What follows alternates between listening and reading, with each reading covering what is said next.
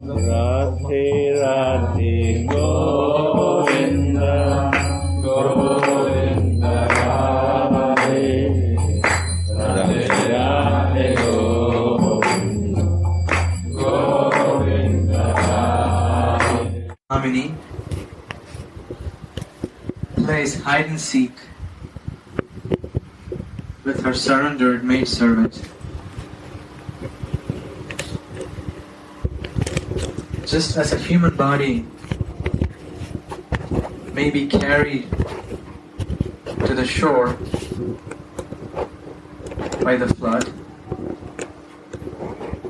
and again drawn back into the ocean by the ebb, similarly, Sri Raghunath Dasa's heart and mind are sometimes brought to Radha and Mohan by the waves of Milan, meeting, and sometimes drawn away by the waves of Viraha, separation. This causes all the lamentations. Separation from Radharani is not like separation from the Lord.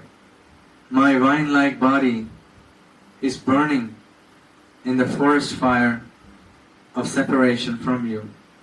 Please revive me with a momentary nectarian glance. There is great bliss in this burning prayer.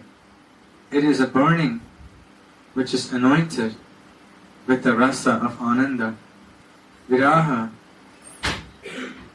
has been called a rasa. Rasa is blissful by nature. Hence, there is also great bliss in love and separation. Only a person who has this love in the heart can understand its power. It's like the blending of poison and nectar. The heart of Sri Raghunath, that is suffering from separation, has gone once more to the kingdom of Leelas. In his Svarupavish, he helps Swamini to reach the bank of Radhakund, to meet Mohan there. Premamai is so much in ecstasy that she must lean on Tulasi's shoulder while they rush forward. How wonderfully beautiful this is. Bumblebees are flying along with her moving lotus feet. How greedy they are to drink the honey from these lotus feet. Maddened by their fragrance, they kiss the ground wherever her footprints are, purifying it. She defeats the golden vine. She defeats the lightning strike. The Creator has created the limit of bodily beauty. How sweetly her waist bells and ankle bells jingle while she walks. Her gait defeats the loveliness of the King of Swans as she leans on the shoulder of a girlfriend. She has gone to the Nikunja forest to fulfill Mohan's desires. In this way, Tulasi takes Premamai along to the Sanketa Kunja, trysting grove on the bank of Sri Radhakund. Still Nagara has not arrived in the Kunja. Srimati waits for her Nagara in the condition of a Vasaka Sajjika, a heroine who has received a hint from her hero to meet him in a certain trysting place, who eagerly waits there for him and meanwhile decorates herself, and the grove is called a Vasaka Sajjika. The activities of such a heroine are planning the erotic games with her hero, looking out for him to come. discussing blissful topics with her girlfriends and constantly looking out for girl messengers to come. Mohan is too late, and Tulasi looks out for him again and again. The Rasika, aspirant devotees of Vrindavan should also always meditate on themselves as assisting Swamini in this way, always staying by her side. The aspirant should always float along on the waves of Swamini's happiness and distress without being completely absorbed in Svarupavesh. These feelings cannot be experienced. Although a person like me is actually living in Vrindavan, still he does not have any experience because I'm always absorbed in bodily consciousness. Not even in dreams I think of myself as Radha's maidservant. There's no other way than surrender. Gaudiya Vaishnavas should take exclusive shelter of the lotus feet of the gopis.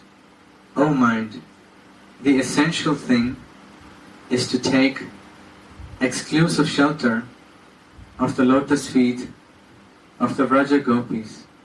Sripad Prabodhananda Saraswati has said, O Radhe, when can I live in Vrindavan in total devotional anxiety? Mohan is late for his appointment and Swamini becomes more and more upset. When the innocent beloved does not show up for a long time, the heroine becomes very anxious out of separation from him. In that condition, she is called an Utkantita Naika by the knowers of Rasa. Her activities consist of a burning heart, shivering, speculating about why he does not show up, illness, shedding tears, and speaking about her own situation. The Mahajans describe the lamentations of an Utkantita as follows. I made the bed for my lover and strung a flower garland for him. I prepared betel leaves and I lit the lamps. I made the bower house very beautiful. But, oh my friend, all this will turn out differently. I will not meet my hero, who is an ocean of attributes. I deceived my mother-in-law and my sister-in-law to come into the deep forest, and with great effort I decorated my beautiful, youthful body to meet my lover. I'm looking down the road for him to come, telling my mind that this crown jewel of relishers will certainly come now. Mohan, while on the way to meet Radhika, meets Saibya and Padma, the girlfriends of Radhika's rival, Chandravali, who had taken him to her kunja, where a bed of jasmine flowers, made by Chandravali's own hands, was waiting for him.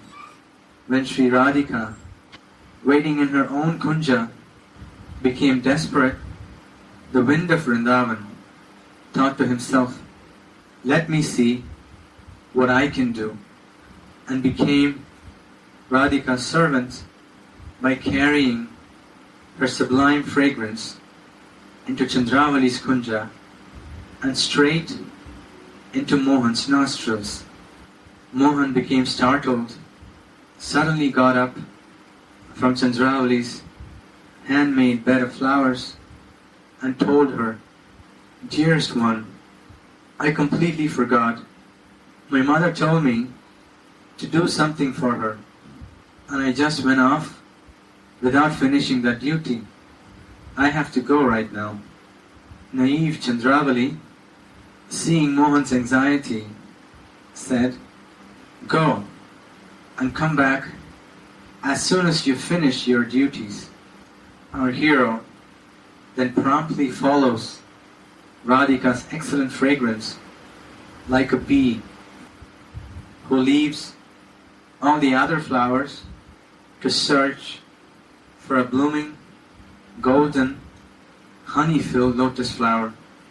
That is the glory of her exclusive love. Srila Vishwanath Chakravarti Pad says in Radharani's name, although all the gopis have causeless love for Mohan, still he is mostly attached only to me. All the people know that. That can never be false. He considers my love to be endless, like the Mount Meru, whereas he does not compare the love of other gopis for him even with 3 or 4 mustard seeds. Actually, Chandravali has been made a rival equal to Sri Radha in the Leela by Rasa itself, just to make Mohan relish Sri Radha's different delectable moods like Utkanta, Man, and Kalahantarita, a girl repenting having picked a quarrel. Girl. Actually, Sri Radha's love is beyond comparison. Tulasi stands at the gate of the Kunja when Mohan arrives there and says, "Tulasi, here, I have come. Now arrange for my meeting with Radha." Tulasi promptly admonishes him by saying, "Where do you come from? Where have you been all this time? Swamini is very upset and is crying because of you. Tell me the truth, otherwise I won't let you meet her." Mohan shortly and honestly explains to Tulasi why he is delayed, and when Tulasi hears that he has been to Chandravali's Kunja, she becomes very upset and says, "Oh, that's why you're so late. Go then. Go where you came from, because I can't let you meet her, and I will sing your glories to Swamini." Our hero then offers hundreds of prayers to Tulasi with folded hands until she finally allows him to come in and see Radhika. How complete is the Manjari's control over Mohan? Because Mohan is making so many endeavors, and because Mohan and Radhika are so eager to meet, Tulasi finally allows them to meet.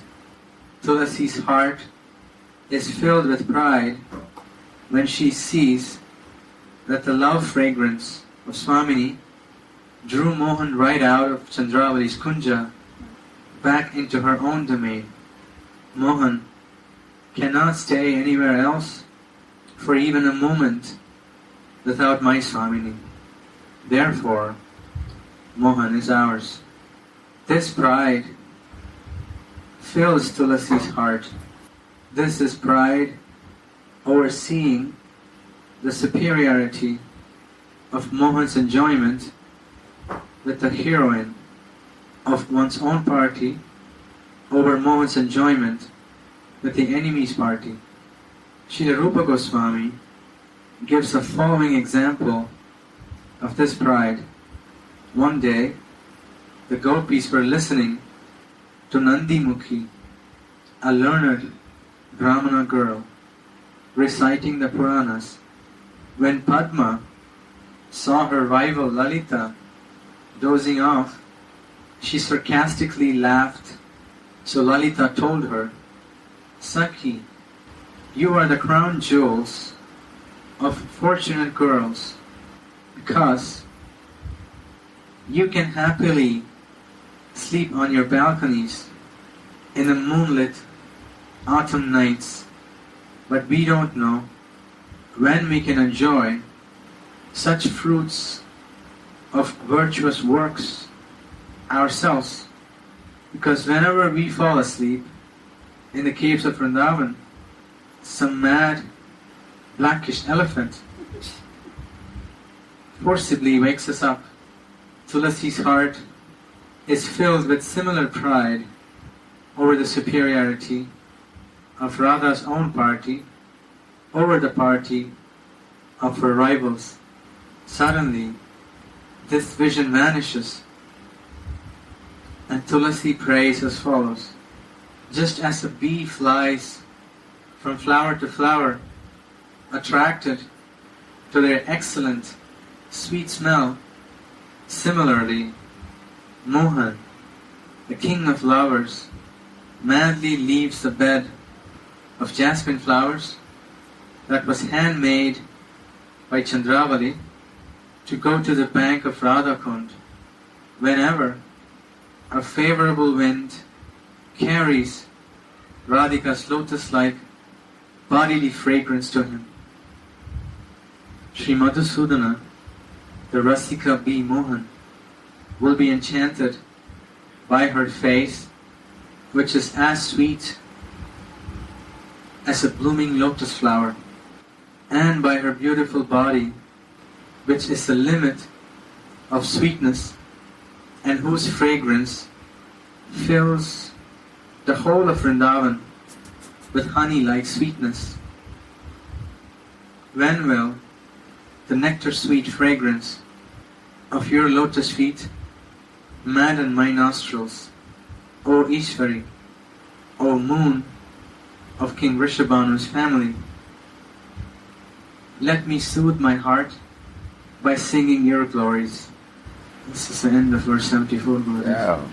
Radhe Radhe Govinda